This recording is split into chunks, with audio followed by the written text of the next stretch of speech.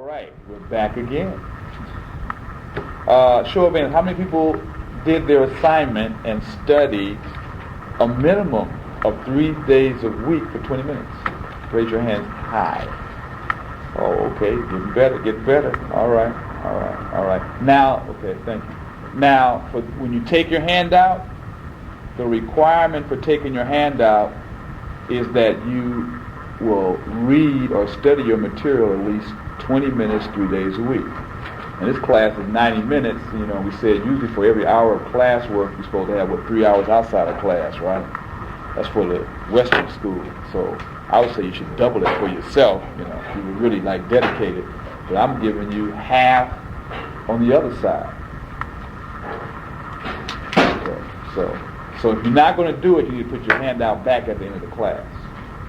Okay. All right, so we're finishing up Music is Magic. It comes out of New Age Bible Interpretation, Volume 2 of the Old Testament.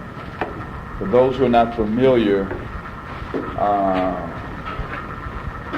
are there any booklets over there?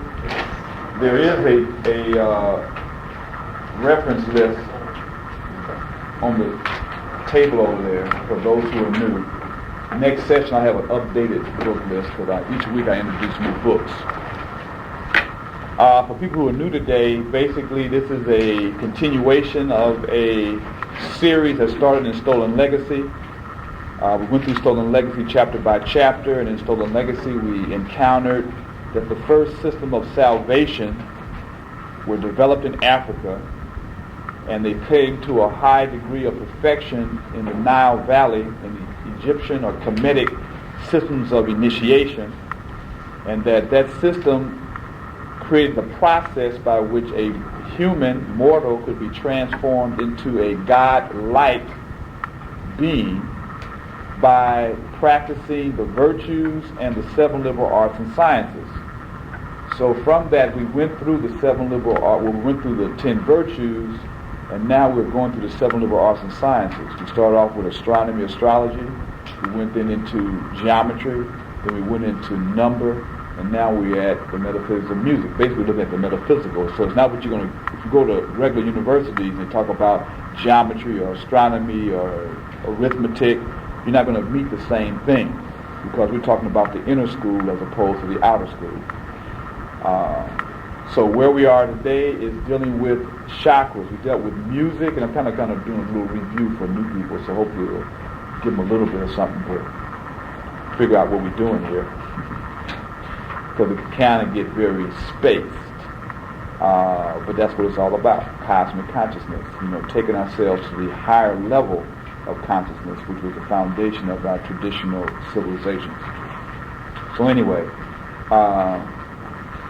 basically we're talking about music and how music impacts, because music is energy or vibration. All things in the universe are based upon vibrations. The only thing that makes a difference between this table, myself, my hair, this radio, the tapes, is the frequency of the vibration that makes up the particular material itself. So everything is vibration. So from there we're talking about then how music impacts your energy fields and how each human being has energy fields. All things have energy fields, and humans have energy fields. And those energy fields are really a combination of the electron flow, right? Because all atoms are based upon electrons, protons, and neutrons that are circulating in an orbit. And those atoms then combine together and create molecules, and molecules then combine together and create various materials. So at the bottom of all things is electromagnetism. Because anytime you have the flow of electrons at a 9-degree angle to the direction of the flow of the electrons, you're going to have a magnetic field.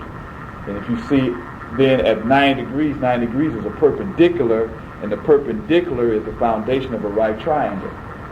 So then you see how then the right triangle is actually the foundation of all life forms. Which then if you go back to geometry, you can see how we talked about the 3, 4, 5 triangle as the foundation of the golden mean, or the golden section, the golden proportion. Again, those who are not new might think I'm talking strangely, but basically, if you stay around, you'll catch up. But anyway, I'm just trying to show you the interconnectivity between geometric patterns, electron flow, electromagnetism, which is the foundation for all creation.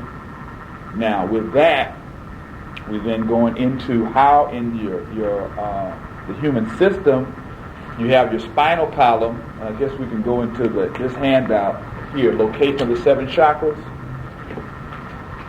and how. Let's see if we got a good one on the spinal column in here for us. Let's see.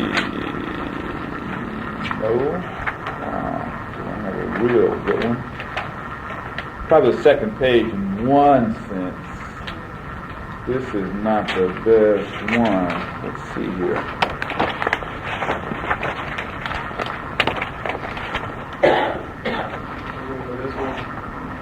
Not really.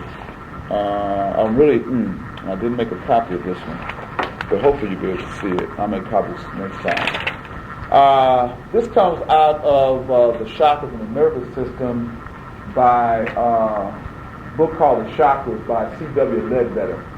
Basically, when I started dealing with the chakras and the etheric double, I started going through my library and pulling out a number of books that can relate to the subject. But anyway, I'll show them to you for a minute. But basically, if you look at this diagram, you can see the various chakras located along the body. You have 7 major chakras. Here's the spinal column, and you have the brain. And then you have the nerves that leave the brain and go down the spinal column and branch out to go to all the nerves, all the organs in the body. And, all the limbs in the body. The way you function is that every time I make a movement, make my hand move, my brain sends a signal down my nerves to activate the muscles in my hand. Also, if I touch something, when I touch it, that the sensation of the touch runs down the nerves, goes to my spinal column, goes up to my brain, and registers the sensation, be it rough, hard, taste, sound, all those things go along the nerves. So every time that message is going along my nervous system, it's electron flow. So then electron flow then creates a magnetic field.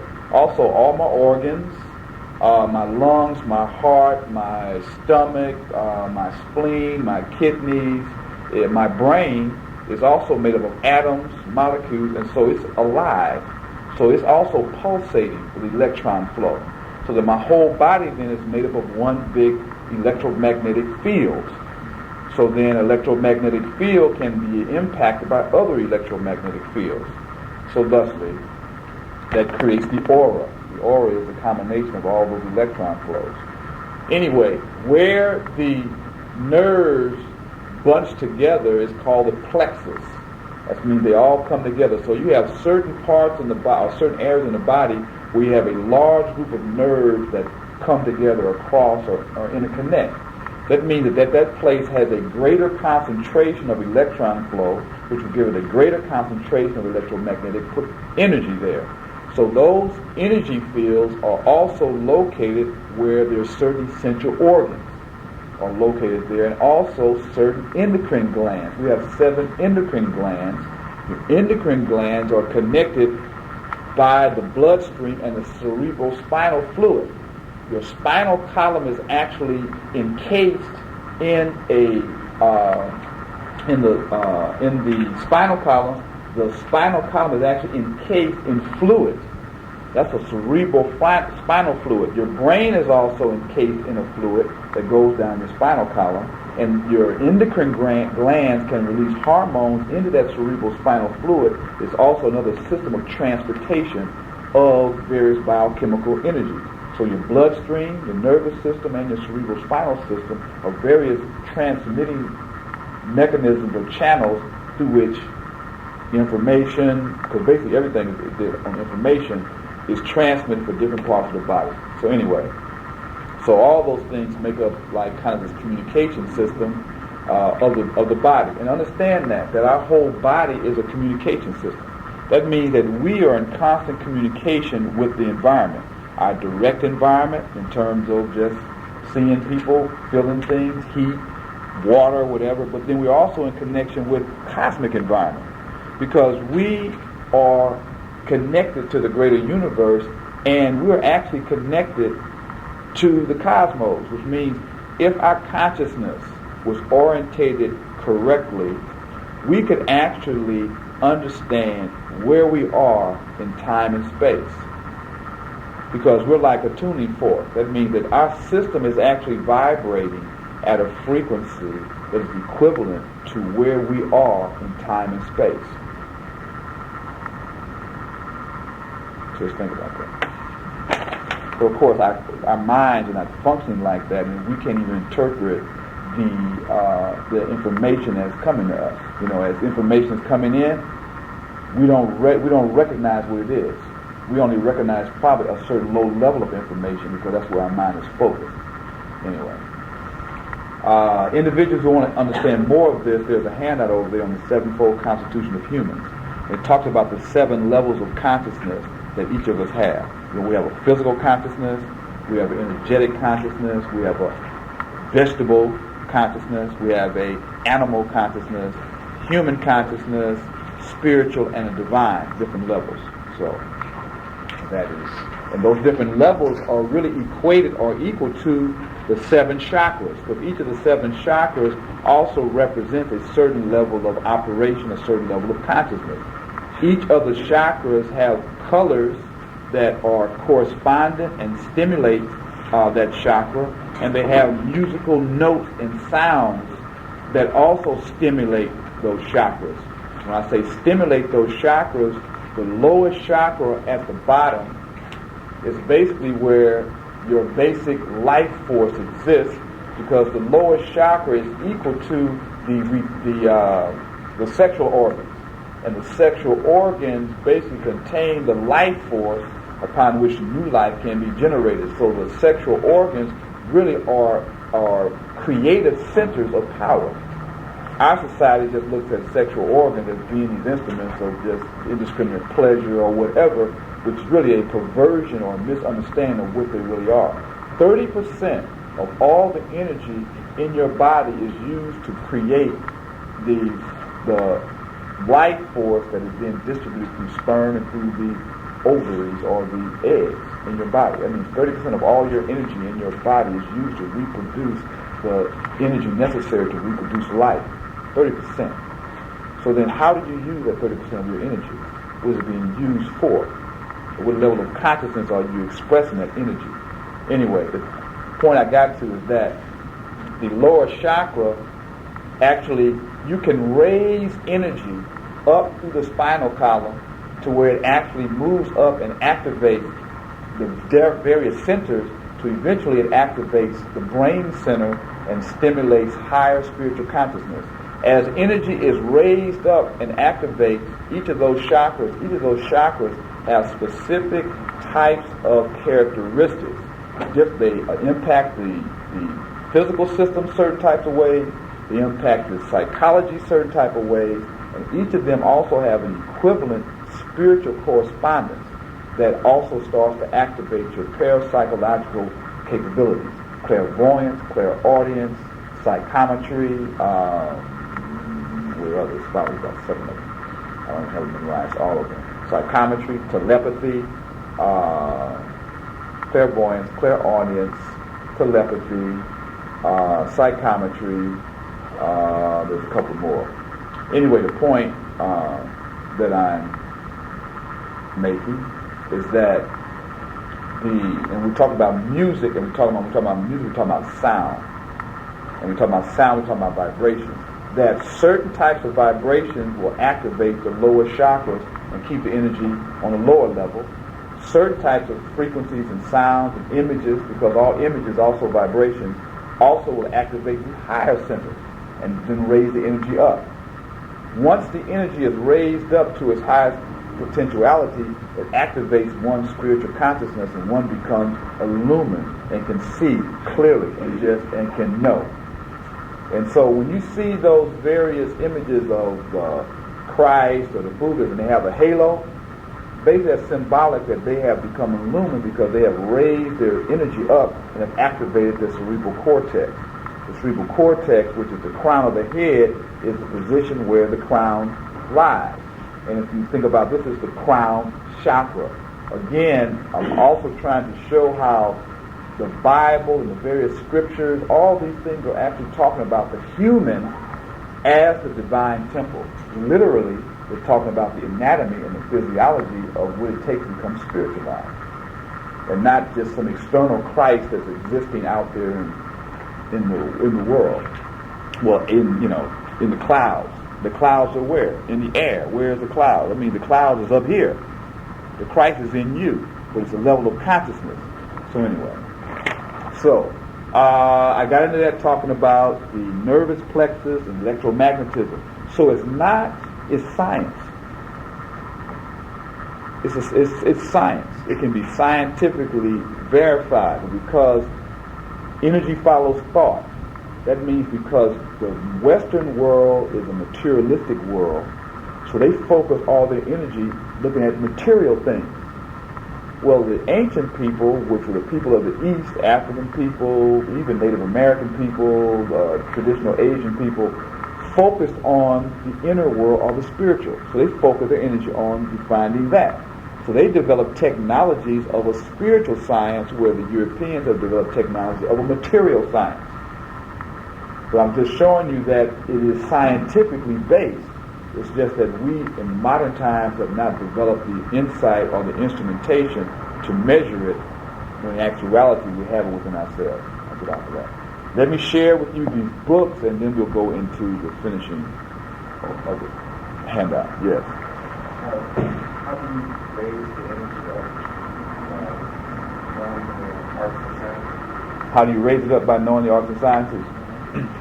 By studying the arts and sciences, think of the term, energy follows thought, and thought directs energy.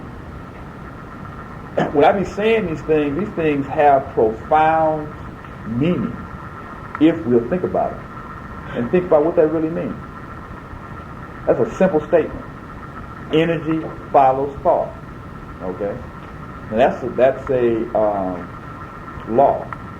Right? Because what's a thought? A thought has certain characteristics. Now, depending upon what you're thinking about will determine the quality of the energy. Right? You think about going out killing somebody, is that a high thought or a low thought? Right? That's a destructive. Remember we talked about how God is harmony, cosmic harmony. Everything operates to be in harmony. And the devil is disharmony. So that which is cause for destruction or death is going toward the devil. That which is cause for life and creation is going toward the creator or God. So then if you think, well, where is my thoughts directed toward? Creation or destruction? Determines the direction that the energy is going to flow, right? Up or down. So then look at the scriptures. Up is where? Heaven. Down is where? Hell.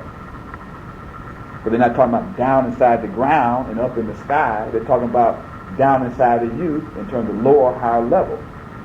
So then go back to the question you raised. Say, how can the seven liberal arts and sciences elevate the energy?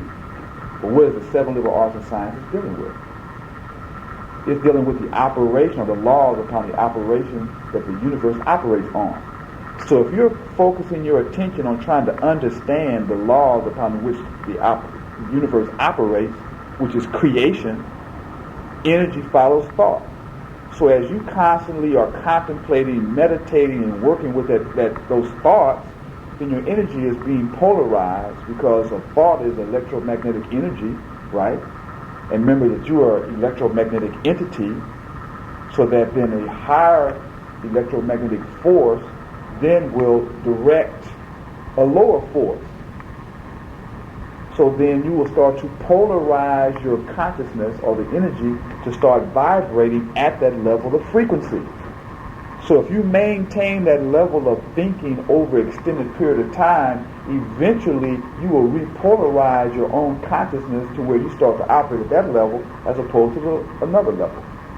So if you take your day and say, what is the majority of the thoughts that I'm housing in my mind? What are the majority of the feelings that I'm entertaining during my day? What do I think about during the day? If you just take a day and say and think about the day, observe yourself for a full day. Where is the majority of your energy being focused on? This is in person. question. So then what is the real quality of your day? Is it focused toward your highest level of attainment? Or is it focused on what? Going to work that I don't like my job, interacting with people I really not be interacting with, eating food that I particularly don't care for, but there's no other option to change it, so I eat it anyway. Driving in traffic that I don't particularly want to be there, but I'm in there, so I'm going through all this stress. Worrying about bills I got to pay, concerned about, all these other kinds of things occupying our time. So if you add all those moments up, because your life is all the accumulation of all your moments make up the quality of your life. So how each are you experiencing, or how are you really expressing each moment? So you could actually mathematically calculate the quality of your life. And what level are you thinking? So if you look at the society, look at the news, look at television, look at all these things are what? Sound and image. So the two ways we get information is what? Sound and image. Through our eyes and through our senses, right? What is the quality of that? If we walk through our community, what are we getting off? What are we getting off our community? Are we looking at beautiful architectural forms, brilliant colors, a lot of natural plants and foliage? What kind of sounds do we hear? Laughter and good music and positive energy. What kind of smells do we smell? So, if then, even though you exist in that kind of environment, how are you responding to it? What are you thinking about? Are you living in fear, or always looking over your shoulder because you think someone's going to come at you or shoot you or kill you or jack you or do whatever?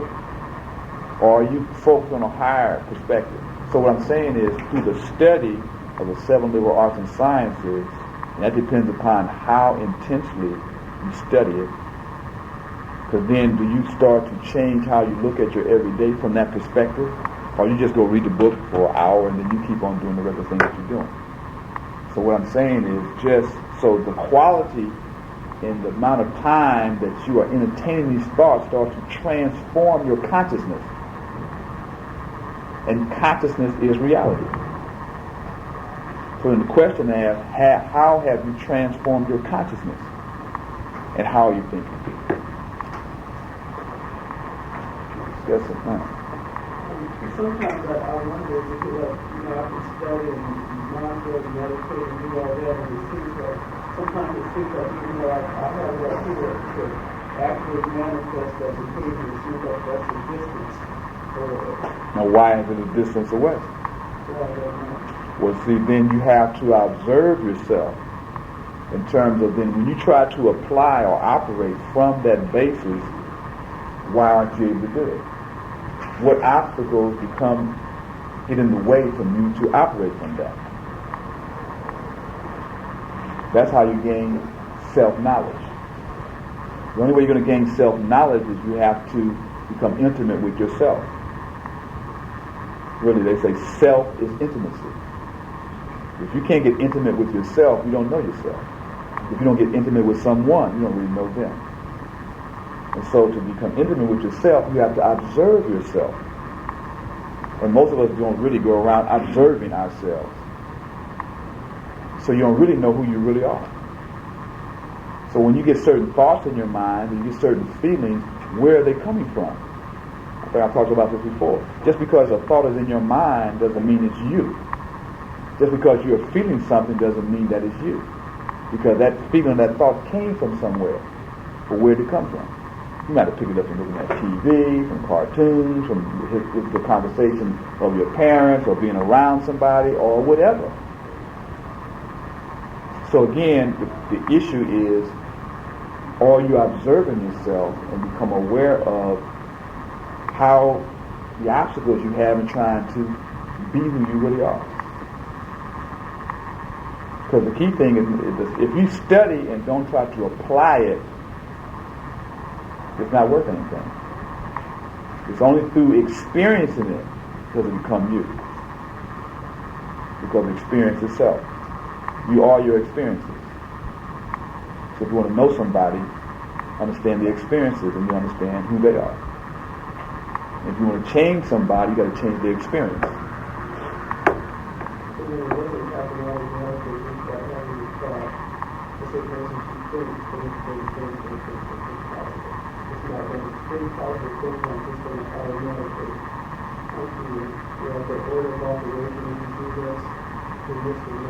You have to be positive.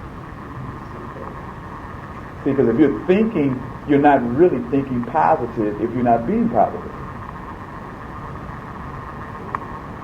See, because the true wisdom is not in the mind, it's in the heart. So what's really in your heart is the thing that is really telling the story. So if you say, oh, I am so positive, but you go around doing negative, you're not really positive. That means you're not really thinking positive. You're just creating a camouflage to try to psych yourself out. That's why if you observe yourself, you will see that I am not really thinking positive. Because if I was, then I would be positive.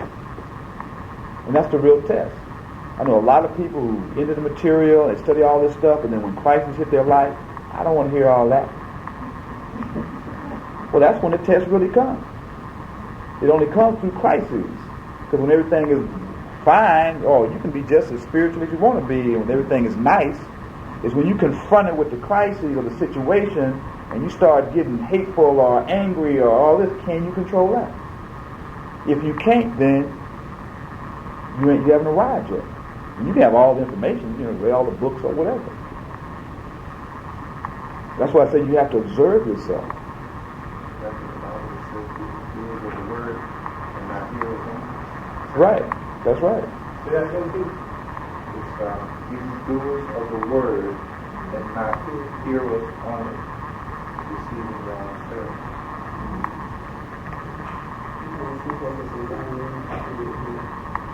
It's only a long way because of all the junk that you placed in between, which we call the cycle of debris. That's all those negative experiences that you went through. A lot of stuff you don't even consciously hold anymore. You suppress them in your subconscious mind, because really your subconscious mind is what really controls you. So the thing is, what are those things, those fears, those anxieties, those frustrations that you really hold about yourself that have been built up over years? People talking crazy to you, or saying you can't do this, or media images, or whatever all those things may have been. That's the stuff that's really determining who you really are. That's why they say when you go down into hell, what you do when they talk about going down into hell is going down into your own unconscious mind and confronting your own personal demons. What are your real fears? What do you really fear? Because if you are and we are a spiritual divine being, because we're created out of creation, that means that you have the capacity to also be a creator, to do unlimited things. The only thing that keeps you from doing that is your own thinking. And so that thinking came from how you were raised. Because when you were a baby, you were pure. And then once you came, well, really before you came out of the womb, you were being conditioned by the energy, the food that your mother was eating. And fetuses are impacted on sounds. They've done some research in terms of playing certain kind of music while the woman was pregnant. When the baby come out, hear that music, it cools out, because it reminds them, not consciously but unconsciously, on how they felt when they were still in the womb. So I'm saying that's energy. So I'm just saying is a critical element in one going along a spiritual path is you have to do an autobiographical study of yourself and really look at the things that really formed who you are. Because until you really look at that, you won't really know who you are. So anyway, we all got into that, talking about consciousness and understanding self, and then we got to the question about having just book knowledge and not trying to apply that knowledge in your daily life. That's the critical element. It's better to know a little bit and apply it than to have a lot and don't do nothing with it. That's it. Why does, you said the heart, Right.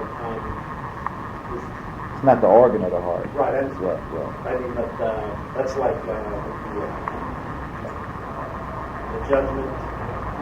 In the judgment scene. Is that like it's self-associated with the heart? Right. I mean, the soul, the wisdom of the heart is really your intuitive self. It's like your intuitive self that part of you, if you listen to it, it knows. But then your conscious mind talks you out of it, because your conscious mind is formed by your environment. So then you may not want to do the right thing, but then group pressure. Oh, I don't want to look stupid. Or I don't want to look like I'm backing out. Or I want to look like I belong. Or I want to. That's the little I. But inside, you know this ain't the right thing to do. That's the heart. That's like your inner intuitive knowing. And we've been conditioned not to follow that. If you could just develop the capacity to follow that, you wouldn't need no books. You could just go within, listen to yourself, and it will guide you to where you need to go. Okay. So we're into, we talked about the chakras and the nervous system, electromagnetism, and energy, 3-4-5 triangle, perpendicular, which is the pyramids based upon a 3-4 triangle. All these things are basically symbolism giving you the pattern in terms of how to develop and evolve oneself. We've been reviewing how the brain, there's 7 cervical vertebrae that connect the neck to the brain, and in 7 there's 4, and then there's 3 that have, and each of those cervical vertebrae have a different function. Again, we came to the whole thing about 4 and 3, the capstone, how all these things are related, all integrated. Anyway, so back to this sheet here on Music is Magic, page 178.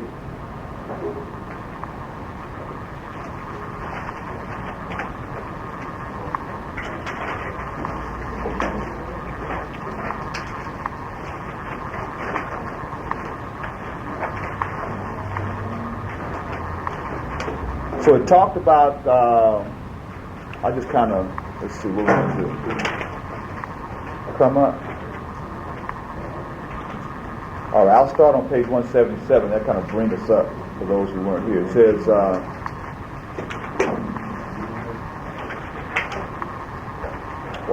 let's start up here at the first paragraph. It says, music, the magic of music works upon the latent centers or vortices in the aura of the neophyte. Neophyte is like a new person on the path, like a scrub. When you come into 7th grade, you like a scrub. You the new ones, right? It's like a neophyte, right? You heard that? Oh no, I guess that's old school. Oh yeah, giving away my. Well, you're like a scrub, it's like you're like the lowest one, The older ones used to always pop you side of the head and try to mess with you, and Anyway, that's like a neophyte. You got to go through some changes to work your way up. Well, it says, this is on 177, it says, the magic of music works upon the latent centers of vortices in the aura. Aura is your energy field of the neophyte, which are stirred into activity. There are 7 of them, as we have already shown, and each of the 7 has its own keynote corresponding to the tones of the musical scale and to the 7 vowels. So each of the 7 chakras has a musical note that's equal, or the keynote for that chakra, and it has one of the 7 vowels that also go along with that chakra. So that you could then intone that particular vowel in that keynote. And once you got that, the sound of the vowel to vibrate in the notes frequency, it would start to stimulate the activity of that particular chakra. You could actually, then you could actually go up the scale and actually start to stimulate each of the chakras. The only thing is when you start to practice this, that's why the virtues, and I keep telling or putting it out there, before one can start to develop these higher fields of consciousness, you have to go through a purification process. Because if you don't purify your consciousness, and you start to activate these higher forms of energies, whatever impurities are within your system also become activated. That's just like when you start doing a long fast. If you went through a transitional diet, you can eat junk and bread and meat and all kind of crap all your life, preservatives and all this stuff all your life, and then I'm going to clean myself up. I'm going to go on a long fast. You will get sick as a dog. because all those impurities will then just flood into your system, and they will usually lodge at whatever the weakest part of your body is. And each astrological sign has a particular part of their body that is more susceptible to accidents and illnesses and other parts of one's body, which is another thing. But all I'm saying is as you start to try to stimulate this energy, because the energy is pure energy, so it will then energize whatever is there. It'll energize the negative just as much as it will energize the positive. So if you have not purified yourself of all this negative debris in your system, then you can activate subconscious phobias or fears that you have. It's going to get activated. And you will start doing all kind of tricky things depending upon your particular story. Some people can go off on eating binges, somebody can go off on sexual binges, somebody go on power trips, somebody start having delusions of grandeur, all these kind of things. Similar to when people start going off on hallucinogenic drugs. You can find out about people in terms of how they trip on drugs based upon their own particular insecurities, because they're tripped differently. You know, some people can be real cooled out, be real crazy. Somebody else starts seeing green monsters popping up all around them, all kinds of things. And it's all connected to their own particular life experiences. So anyway, the point I'm making is many people have started to try to activate these energies without properly preparing themselves and have went off on trips.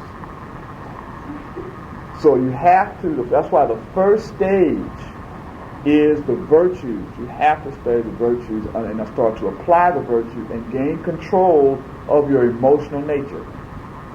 Because the baptism, which is the first step in initiation, deals with water, and water signifies the emotional body. And the emotions is really the major destroyer of all human factors. It's based upon the emotions, because most people cannot control their emotions. And so 75% of all diseases are emotionally based. Because by your various emotional issues, you then act out or have behaviors related to that can then create imbalances in your system. That's a whole other study. So that I'm just giving you a warning in terms of if you start experimenting around with a lot of things and you're not duly prepared, you're going to suffer usually negative consequences. So be warned.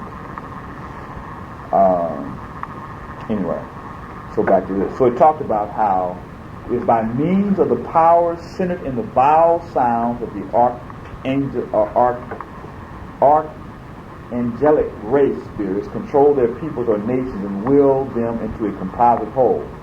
Basically, when they talk about these archangelic race spirits, they're talking about each racial group has certain energies that's related to the nature and characteristics of that group, to where then you could formulate, and it's usually expressed in their legends, their fables, their mythology, and folklore, houses the particular characteristics of that particular group of people. That's what we're talking about, how African American people, by the slave experience, they destroyed our common knowledge of our own fables and legends and mythologies and symbolism, why it is now so difficult to unite us. Because we've been scattered all over and grew up on different plantations, and so whatever the slave master's culture was became the culture of the slaves on that plantation.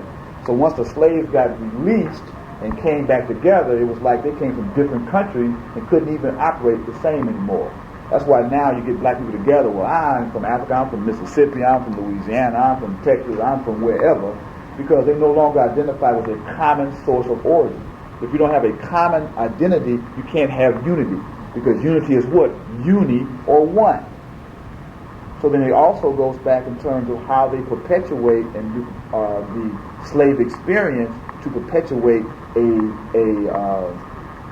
schisms and the isms, as opposed to when do you ever see stories that go back prior to slavery, when African people existed independent of white people? You never see those images. Never. And if you see them, it's in the negative. But you never see it. Why is that? But you always see white people talking about King Arthur's Round Table and all these stories of how they united themselves and heroic images from their past, because it reinforces the symbols in the present society. Swords and shields and all these things. When you see all that brave heart and all these things, what's happening with that? They are reinforcing the national consciousness of the Europeans, so that when they raise these symbols in modern times, all of them vibrate together. where because that's not our experience, it won't do the same thing for us. And then if we try to unite around those symbols because it's not our true history, we're going to be out of harmony. We're going to be out of sync. So, and then within those symbols, they play certain songs, certain sounds, certain hymns, and usually a majority of those things are based upon various classical musical forms. If you listen to those great epic stories that they play, that the big box office hits that everybody's going to see, you listen to the soundtrack. And the soundtrack is usually based on some of their classical European Renaissance sound patterns, which then reinforces that national consciousness. Remember how we talked about how each group has certain sounds, and when they come together and sing those songs and play those rhythms, it creates group cohesion. So these are also methodologies that can be employed to help create a more cohesive body of people, as just as can be done to create a disunited group of people. But it's also true in terms of your own life. You know, when you come together for holidays and various events, do you have commonly related sounds and stories and things that you start to develop in your own family group? Because that will then create a cohesion with your family group. Because through historical memory, you can then start to sing or play certain sounds, and that will create a common effect on the consciousness of the person. So then these are things that you can employ in your own life. I mean, what kind of songs bring a song or rhythms bring a relaxing environment or a relaxing state of mind to you? Because if you then practice and entertain those kind of songs, then you can just think about that, and it will start to relax you in a stressful situation. Or that's why the whole thing about mantras and prayers and meditations, because, you know, a lot of times people get in a very stressful situation, they start to repeat certain prayers. It can start to calm them, because what energy follows thought. So anyway, keep on with this. So it talks about the repeated sounding of these 7 notes arouse the 7 centers in the body and cause them to radiate the diamond glitter of the astral light by which the soul becomes sensitized. Again, here are these words. The astral light, or the astral light is the astral body. And basically, that is the substance, that's the dimension. You have a physical body, you have an etheric body. The etheric body is the electromagnetic energy. That's a part of your physical body. Then you have an astral. The astral body is the actual dimension or substance of the dimension that links the invisible to the visible.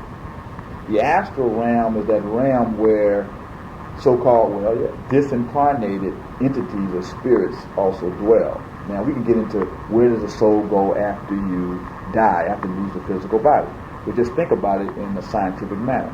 If your particular soul is the accumulation of all your experiences, based upon the quality of your experiences will then determine the quality of the vibrations of your soul. So then everything then will fall at its own level of frequency. You know, just like sound. Different frequencies are at different levels, right? So then all those souls that leave, that when you die, you then will dwell within the astral realm at the frequency that you're vibrating at. So then you will then interact or be with all those other entities that are at the same frequency level. When a new body is formed, that new body will have an experience, right? Which will show how astronomically and astrologically you can understand this, because if you know the position of the sun and the planets at this point in time, you can project where it would be 100 years from now or 60 years from now. That means that there is certain predetermined experiences that are going to occur. I'm just saying all that to say, give you some background information, that when a certain body is formed, that particular body is then equipped to have certain experiences that it will go through. That particular soul that then is related or needs those kinds of experiences to further its growth and development will then be attracted to that particular body, because there will be a sympathetic resonance between the two. And so then it's called back into incarnation to gain greater experience, but also to provide experiences equal to its characteristics.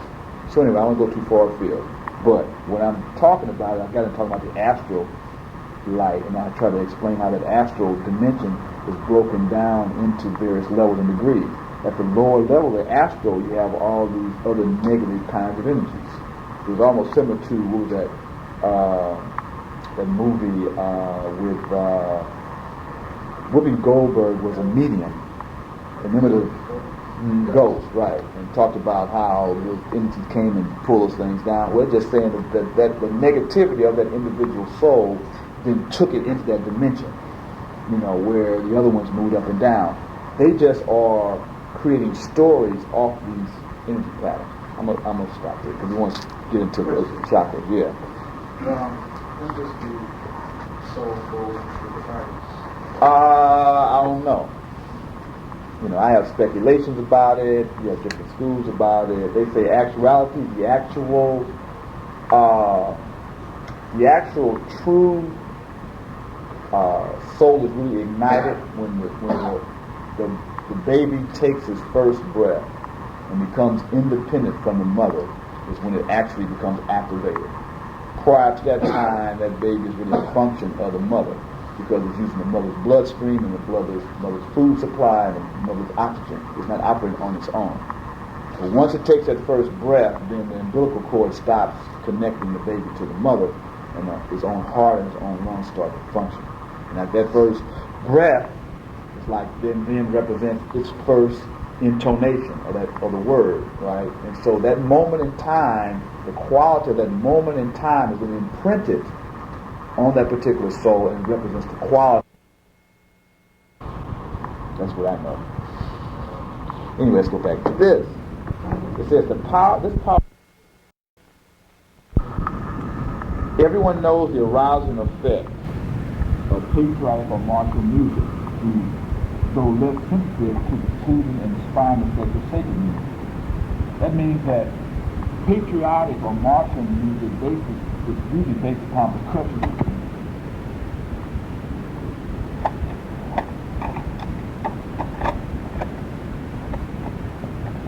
So martial music was interesting because martial is based upon Mars, M-A-R.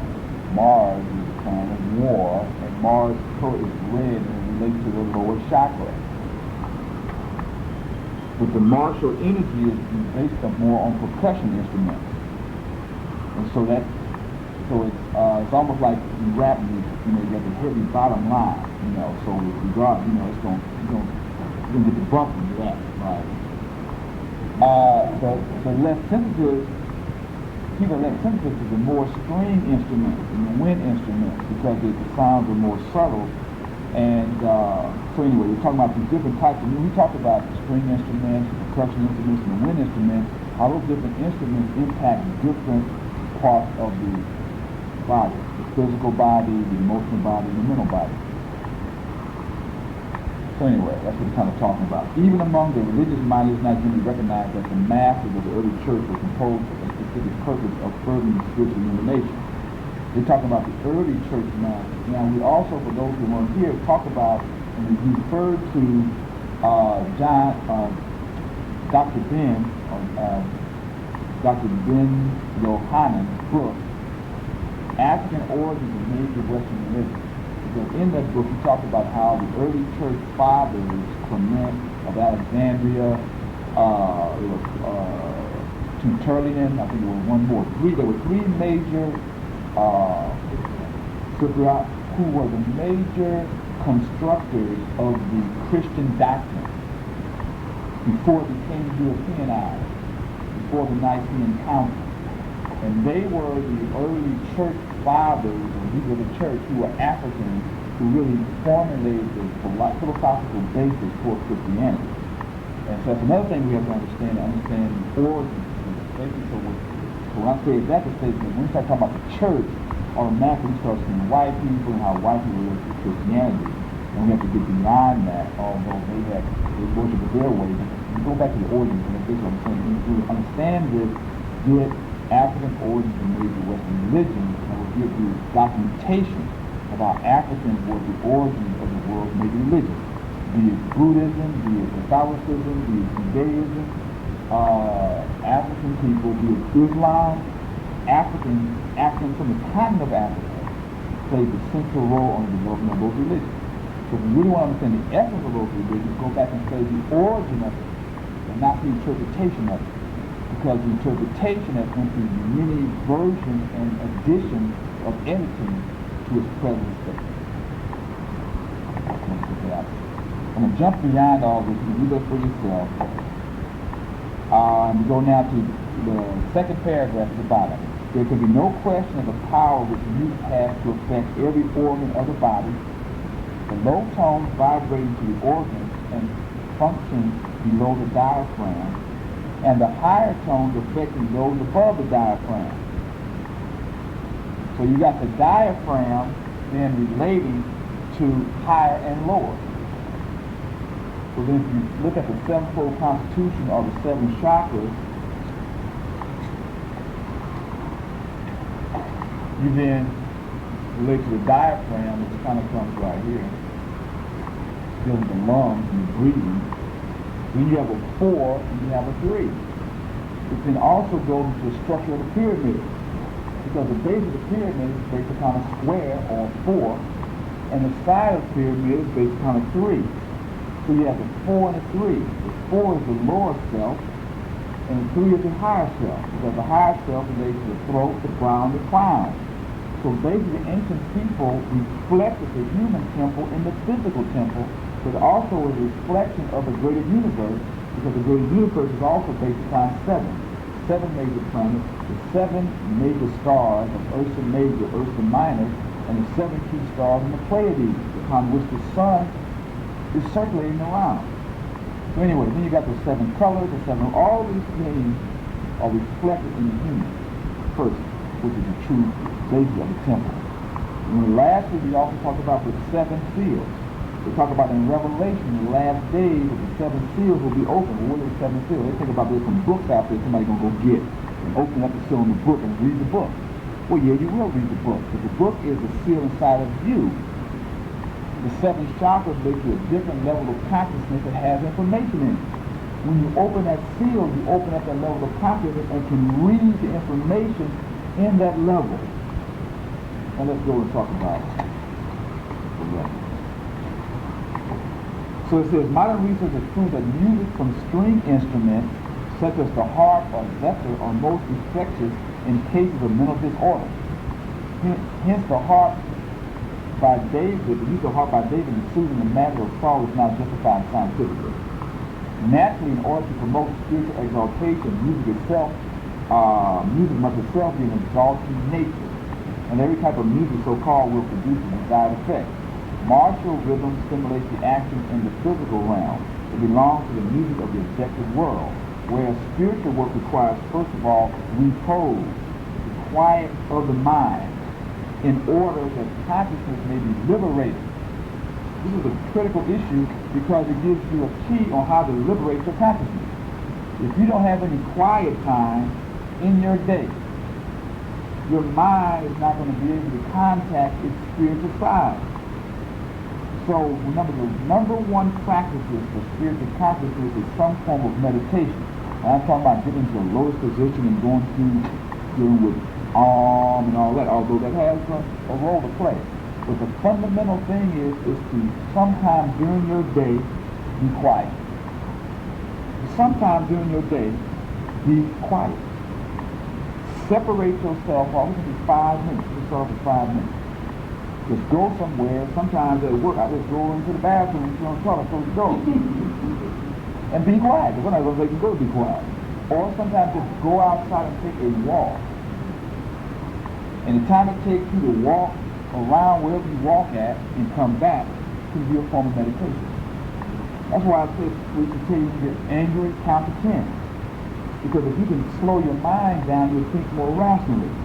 Because when you get upset, your breathing goes up, you hyperventilate, and your mind becomes agitated, you can't think clearly. So it's like a method to these things. It has a physical reaction on your body. Stress management is how one relates to a situation, it's not the situation. You can be in the middle of a war, If you can relate to it in a calm and composed way, it won't stress you out. You can be in a regular situation, but if you're all stressed out about, I got to pay my bills, I got to do this, you will be all stressed out. You'll be at the beach. If you entertain all these nervous thoughts, it will not be a vacation. Because energy follows thought. But the thing I'm saying is, sometimes during your day, be quiet. That's first, just be quiet. Second is slow your breathing down. Because when you slow your breathing down, you slow your mind down. And once you slow your mind down, you then become more sensitive to other aspects of your thinking. So your brain, your mind has the capacity to know more than what you're conscious of. That means that we're getting data from greater degrees than we know. Because our thinking is so limited. We don't recognize that we have these capacities, so we don't let it be. So once you start to be aware of it and acknowledge it, it becomes more active. It's like your dreams. Don't say I don't dream. Everybody dreams may not remember your dreams. But once you start to focus in on your dreams, they become more active. They become more conscious. The whole thing is consciousness, is what it's really all about. So anyway, just practice that. And the other thing is, when you try to be quiet, just watch yourself. What starts going on? You start getting fidgety. All kinds of things start coming to your mind. Well, what kind of things start coming to your mind? You know, observe yourself. And the other thing is, when those things start coming to your mind, don't follow them. That means just let them be, but don't start following. When you start following, they're going to take you on a trip. Because anything you identify with controls you. Yes, ma'am. Mm-hmm.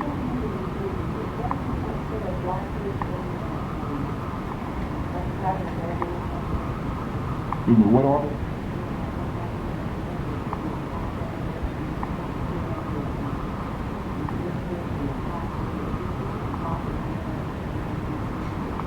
It could be, but usually what happens is, when you wake up in the morning, your conscious mind is so focused on the external world and what you got to do or whatever, that you shut down the connection. And so then, what you have to do is start programming yourself to not be in such a rush to wake up and get into all the external stuff. So you create a condition, ideally you create a condition where you can slowly come back. So that you don't just immediately come out of that. Because really sleep, dream, that world in between deep sleep and consciousness is really a very special kind of place. Because literally you are in the doorway between the visible and the invisible. But usually, again, people wake up and they're like, so then you can shut down that focus. So then what you can cultivate is a more relaxed way of waking up. You know. And the other thing is program yourself before you go to sleep to remember your dreams. Start putting those thoughts in your own mind, and then it can also help you. Then you got to watch out for eating late at night, you know, and all these kind of things also going to have an impact in terms of, you know, the condition of your system. But anyway, continuing on here.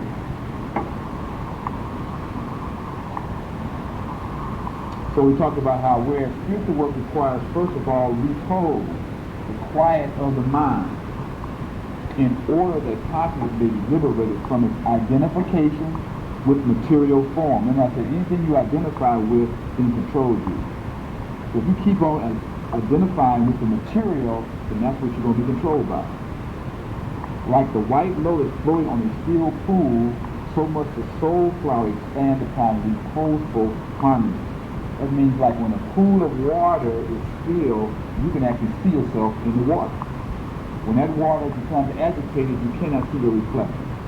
The same thing is true for the mind. When your mind is calm and still, then your spiritual self becomes reflected in your consciousness, because your spiritual self is always here. The only reason you're not in contact with it because your mind is like so agitated, think about all this other stuff, you can't contact it. Because you can't listen to it. It's like static. You can't get the station because you're all static. So once you tune in properly, if you quiet yourself, you can start getting good communication. And once you practice this over an extended period of time, you can just think a certain way and your whole system will go into a very calm state. You can just kind of like bring it to yourself. And eventually you'll be able to work or operate in this world and all this madness and chaos, but inside you're at peace. That's the ultimate goal. And once you get there, you'll be direct. It's almost like you get energy, and inside of you is your true spiritual self.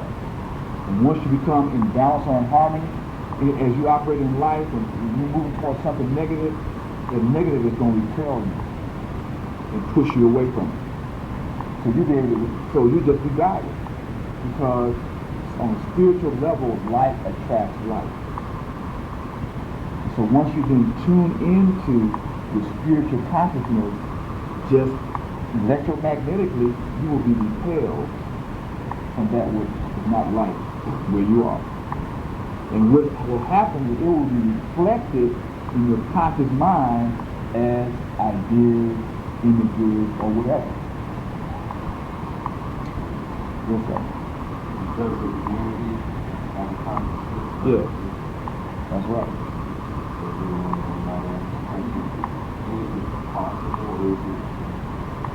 The African community in this country is practice will not be having Of course, because it's not operating at that level of consciousness. And we also attract into our life what we need to make us grow or become aware. And so pain is a signal that you're doing something wrong. And you in this society, you try to then kill the pain, thinking that that's what the problem is. The pain is not the problem. Pain is only a symptom of something else that's the problem. And so if we as a people are in pain, that's a symptom that we are out of harmony with something. So then we need to understand what we need to get in harmony with. But because we don't understand self, because what? We are not intimate with ourselves. I mean, intimacy means understand our story or our history. That's why history is primary. Because if you don't understand your history, you don't understand yourself. Yes, ma'am.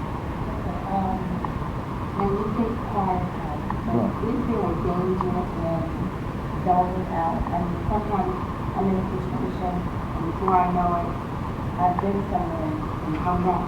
You know what I'm saying? Someone walking through me, you know, and I mean, it's not like I'm going crazy, but I realize that for however long this downtime it is, I've switched off. And it's usually, you know, the children are around me or something. But I'm getting kind of scared because I didn't know what was the result of it. But that's different. That's different. You know, well, in one sense it is, but you are not aware of where you're going. So then how are you going to benefit from it? See, the whole thing is consciousness. So can you go there consciously? And then when you go there, where did you go? And what were you doing while you were there? So then you need to start understanding that. Because in another sense, you could use that to also journey to places. But you need to develop a consciousness. Because you have some people who are mediumistic. I mean, they can be mediums. Which means they have a sensitivity that can then be opened up to various things. But you have to learn to control that, because then you also become very sensitive to things around you, also become into you, positive or negative.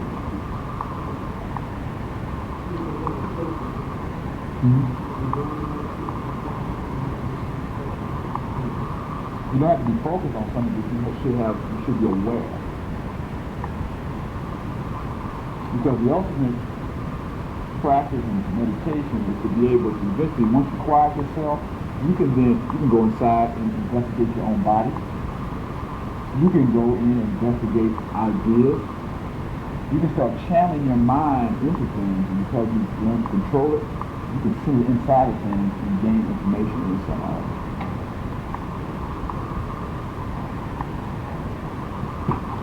So it says,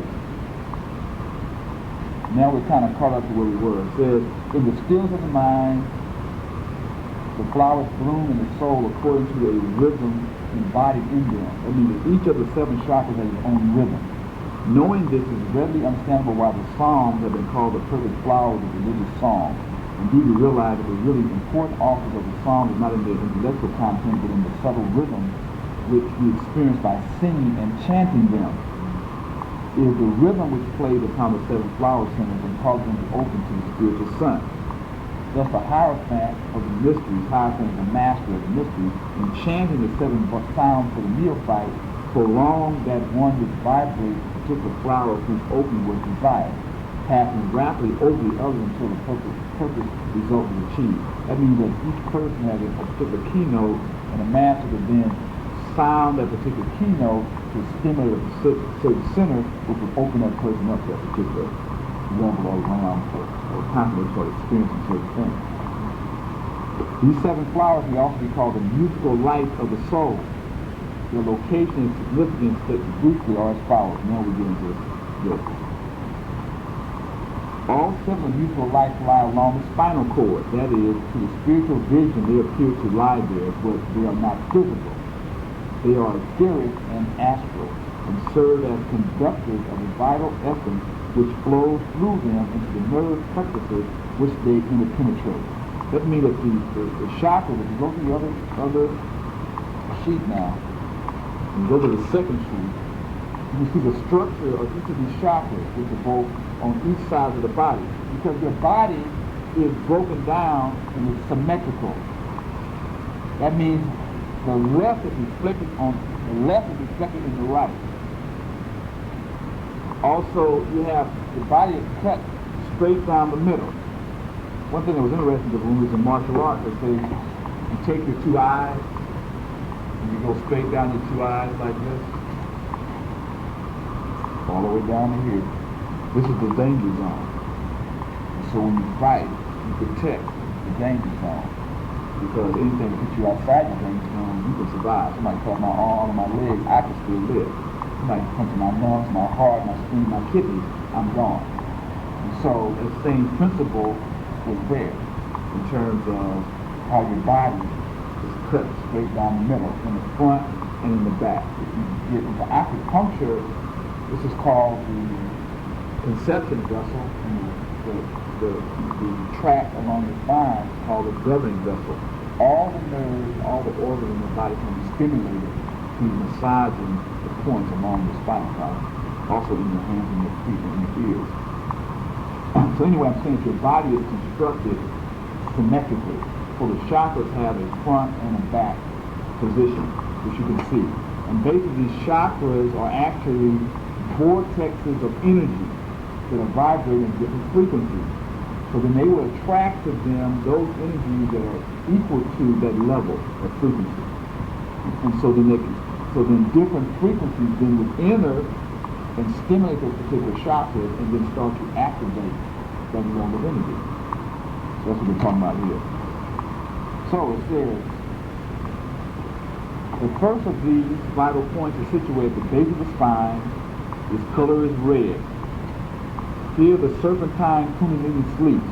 Kundalini, the serpentine kundalini is the serpent fire. Basically, different, like especially the Hindu, Indian religion from India, talks about at the base of the spine, the serpent sleeps. The serpent is really, if you look at energy flows like a sine wave, right? It goes like this. If you look at how a snake moves, it moves the same way. So in ancient people's language really reflected symbols of nature. So the animals that they used to name things were the characteristics of the animal reflected the energy they were talking about. So the snake deals with that serpentine kind of energy.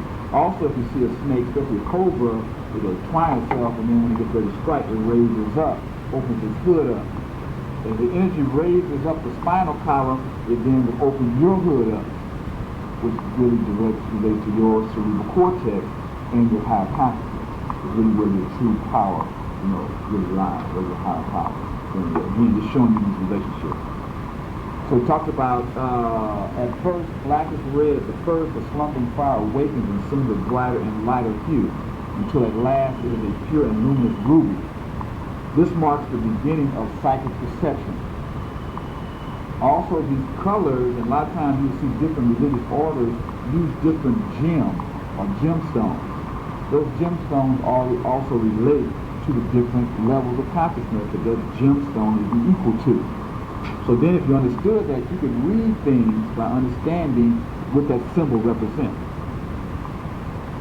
Again, the second center is the solar plexus. Its corresponding etheric center is known as the sun of the stomach.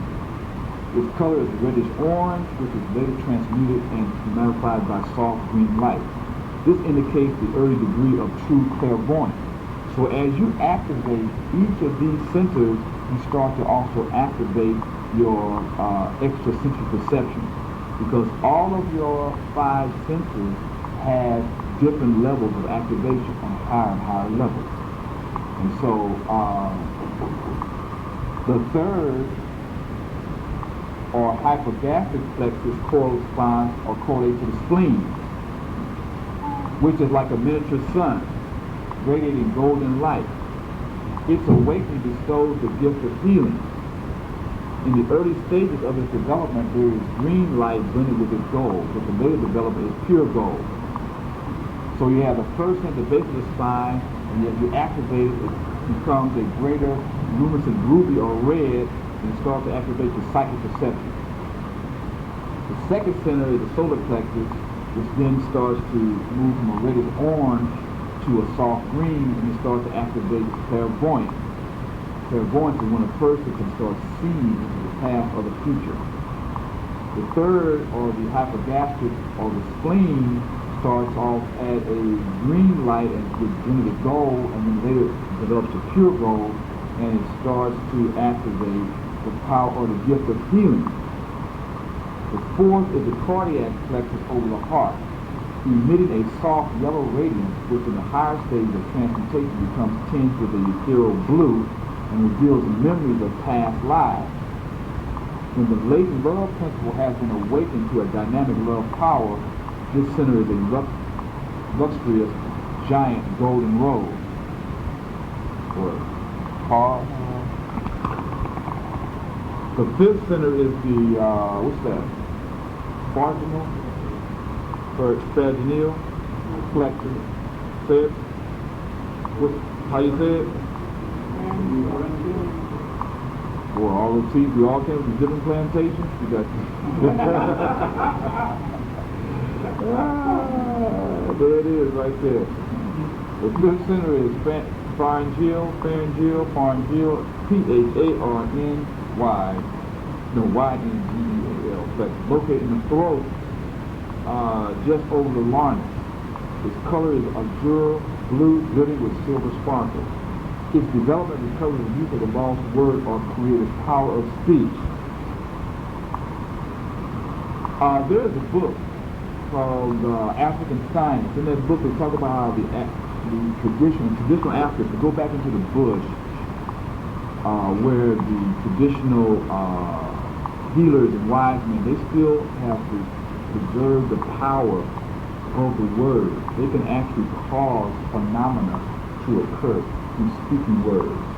They can create, supposedly, seemingly fire out of nothing. If the energy is here, they can just cause these various elements to reconfigure themselves and create fire, or to generate rain, or to cause for birds to lie down and be still, or whatever, because they have mastered the power of the word. And so since everything is vibration, they understand the true significance of vibration, and can then speak things in certain tones and create change or phenomena to occur. It's called African Science. It's a real small book, probably a print.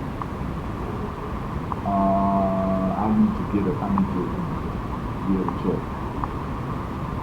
The sixth or cavernous plexus is situated in the head between the eyebrows. It emits kaleidoscopic color patterns of indescribable beauty whose primary tones are rose, yellow, blue, and purple. Its functioning brings continuous consciousness, interrupted neither by sleep or death. This is the sixth level. At the sixth level, which is really the third eye level here at the brow, once one has evolved their level of consciousness, that level, they maintain consciousness even after death.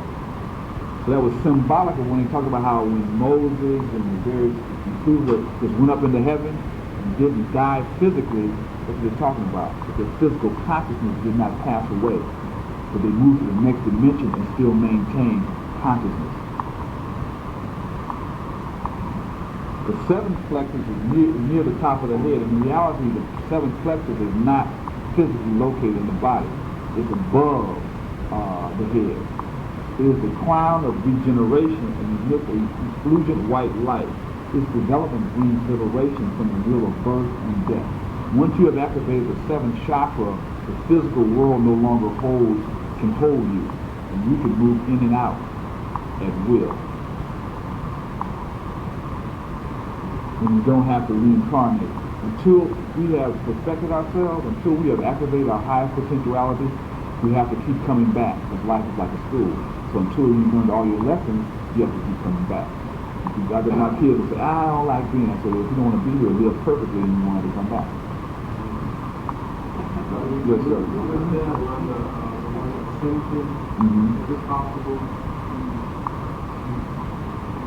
to this body out of you? That's what he just said. We're talking about the physical body. You won't need the physical body. But if you look at how will you use the physical body in a non-physical place? You won't need it. But the physical body is only necessary because you're operating in the physical plane.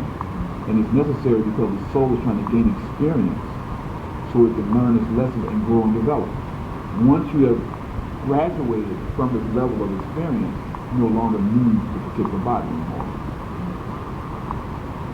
The only time you would then take on a body is you then chose to come in and do work at this level. Let's say once you evolve to the highest level, you then will choose to come back because the human race as a whole has been elevated. The highest level of spiritual service, the highest level of spiritual consciousness is service to the whole.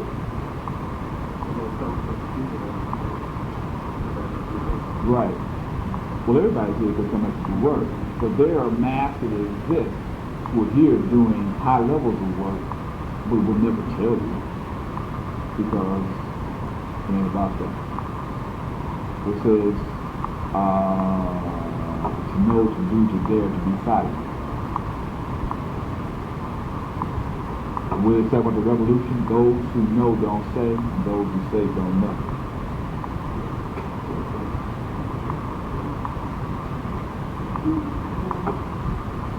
Right. So, it says the lifting of the fire force within the neophyte along the etheric spine and the unfolding of the several blossoms is in perfect accompaniment to the tones of the musical scale. Here we go. Rudolf Steiner is the guy's name. That's what I talked about in the rhythmic class. Rudolf Steiner was the development of a particular school, and out of that they developed these various dance positions that were to stimulate different parts of the body. We're going to have a demonstration Saturday at the dance collective, probably about 7:30.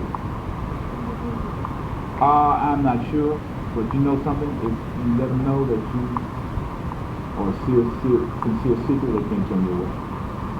That's the rule. If you truly are in a spiritual order, and you truly don't have resources, that's the other thing. Either work, money, or whatever, they can't turn you down. If you truly sincere, and it's truly a spiritual order. Because sincerity is ticket.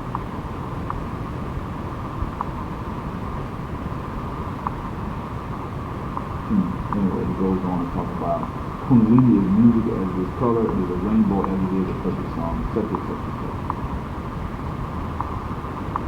Okay, let's finish this. It says, this is the 7-string harp of David. again, you start to understand when you talk about the symbolism, the 7-string harp. Well, where's the 7 strings? 7 strings are the 7 chakras in your body, because the strings is the nerves that make it up. And so by playing those 7 strings in a harmonious way, you quell the disruptive mind of Saul. Saul was the king. But what's the king? The king is the head, because the king wears the crown. So if the king is out of tune or out of order, that means that the energy field is out of tune or out of order.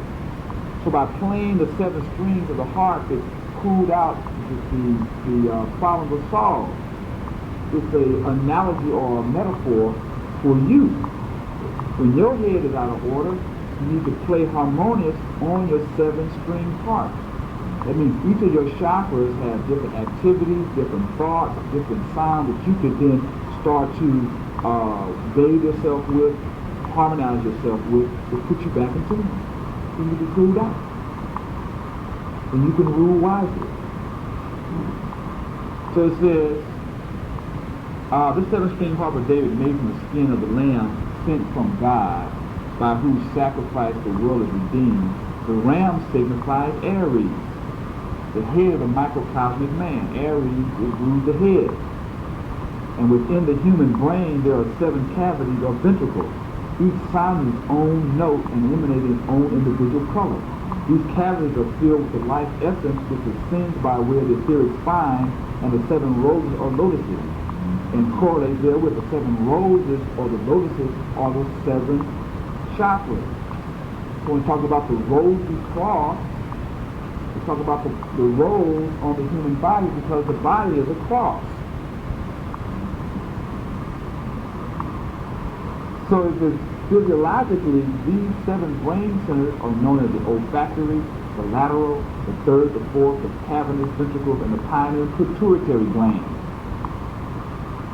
A Kabbalistical legend, and the Kabbalistical legend is based on the Kabbalah.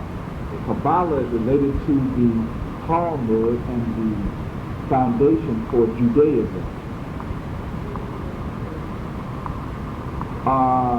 Jews, or the modern day Jews, but really the Hebraic or the Hebrew tradition came out of Kemet, because Moses was the initiate who knew the ways and was educated in the court of the Pharaoh. A Pharaoh is a king and a master and initiate who had to go through initiation in this knowledge.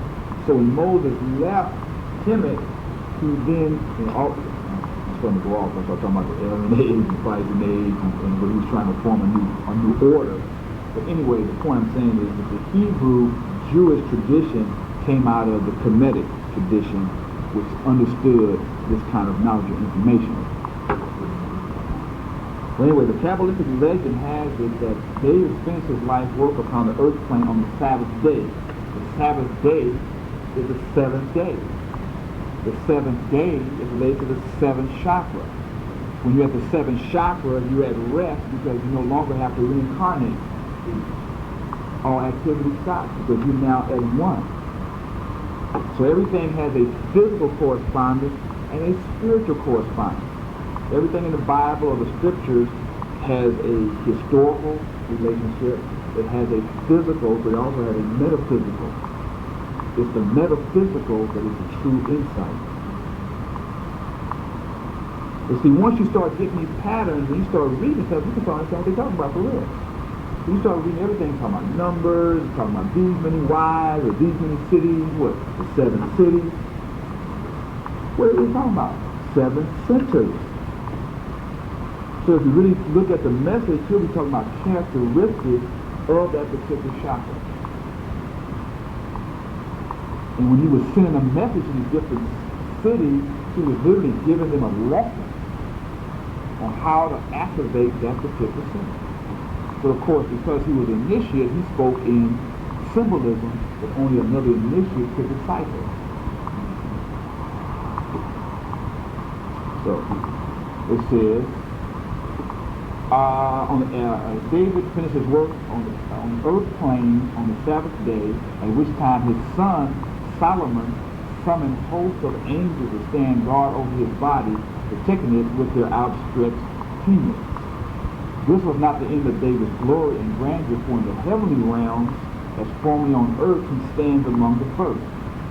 At the head of the angelic choirs, he intones harmoniously for psalms, ever changing, Lord reigns forever and ever, to which Metatron, captain of the universe, and his choir reply, Holy, holy, holy is the Lord of hosts, blah, blah. But they also talk about that after we finish on the earth plane, there are further lessons to be learned on other dimensions. So let's briefly review the other handouts that you have in this package.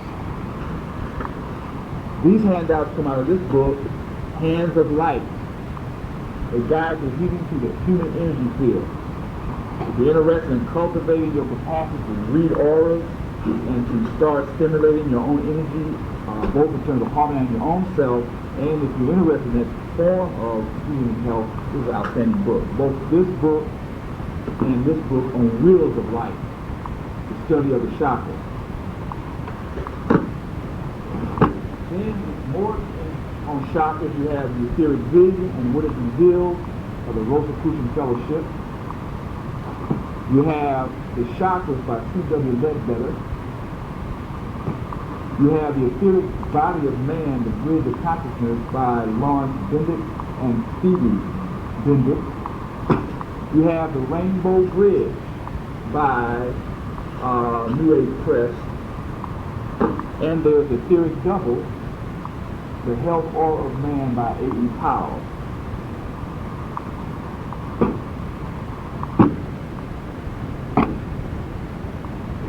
So to go back here, you see, second handout that gives you the ideas about the chakras.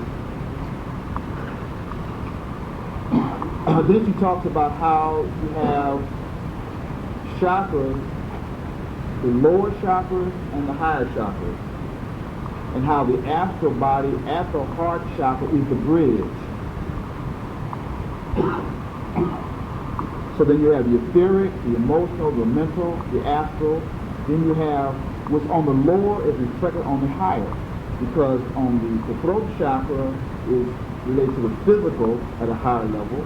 The brow chakra relates to the emotional at a higher level, and the crown chakra relates to the mental at a higher level. So you have the physical plane, and then the physical plane is reflected, really the spiritual reflected on the physical, which is vice versa. So it also talks about how everything in life is polar, dual. If you start understanding this, it can also give you insight to figure stuff out. Because if you know that everything is dual, if I'm dealing with something that has another side to it, what's the other side? If I'm dealing with a person, they got another side. What's the other side? If I'm dealing with myself, what's the other side? If I'm dealing with society, what's the other side? There's always the other side. And that's the dialectic. And then early on when we talked about the difference in thinking in the lower mind and cultivating thinking in the higher mind. To cultivate thinking of your higher mind, you have to think dialectically. You have to know both sides of it. Lower thinking, you just think linear, one side. What is the way that society thinks? Linear. So if the society is governed by the lower mind. Which we also talk about was the beast, 666. So Elijah Muhammad says the white man is the devil. He's talking that the Europeans follow the lower mind, which is the realm of the devil. And so where's the outcome of the devil? The devil creates discord and destruction. What is happening on the face of the planet? Discord and destruction. But they try to fool you by saying that, oh, you're talking about the one with the devil with horns and tails? You know, that's crazy. So that's like trickeration, right? They get you off the point by throwing all this fake stuff out there. Right.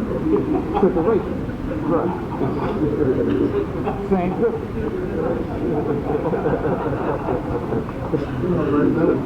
Hey, understand what I'm talking about. Here we go. We also have the major chakra and the area of the body they nourish. So the base chakra is red, it relates to your adrenal glands, the spinal column, and the kidneys. The sacral is orange, the gonads, the reproductive system. Solar plexus is yellow, relates to the pancreas, stomach, liver, gallbladder, nervous system. The heart, green, thymus, heart, blood, vagus nerve, circulatory system, throat, blue, thyroid, bronchial and vocal apparatus, lungs, eliminatory canal, head, indigo, pituitary, lower brain, left eye, eyes, ears, nose, nervous system, crown, violet, white, pineal, upper brain, right eye. You also can then go into reverse. Because see, once you understand dialectic, if something is coming from this way out, then you can go back in from the other way. Which means that you can also stimulate these energies by then developing these parts of the body in a healthy way. Okay. The next page, you need to read what it talks about the etheric body and the layers. Because each chakra has 7 layers, and each of those layers then correspond to a layer at the other chakra. So it talks about that. And then it talks about how the incoming energy goes through the chakras and then goes through the secondary and the nadis, which are also in Sanskrit relates to snake or serpent. It actually represents the nerve plexuses, the nerve that the energies travel through, which is like snakes.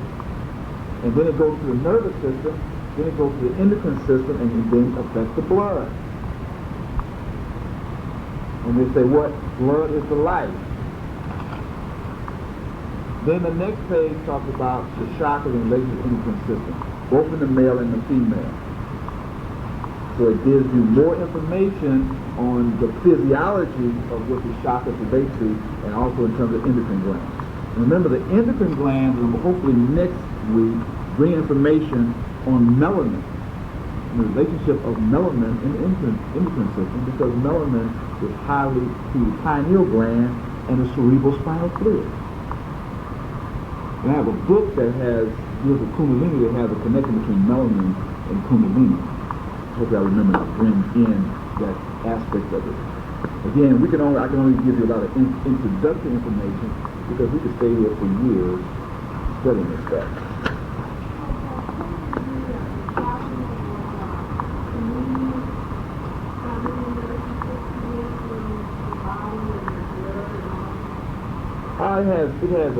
You see the sacraments, it's 7 sacraments, right? So each sacrament represents a different stage of initiation. I have a whole thing, and we can get on the different sacraments, talk about what they really mean metaphysically. When we talk about the blood, the blood or the wafer and the wine is like the body and blood of the Christ, right? But you really are talking about Virgo and Pisces. Because Virgo rules the grain or the bread, which is also rules the mother or the matter. It's only through purification of the material body will you purify the blood. If the blood is not purified, then you cannot evolve higher consciousness because you got a polluted or adulterated system. Virgin means unadulterated, not a virgin never having sex. So when they talk about the Virgin Mother or the Virgin Mary, they talk about virgin matter becoming purified or unpolluted, which then gives birth to higher spiritual consciousness. Not just automatically because the life you have to lead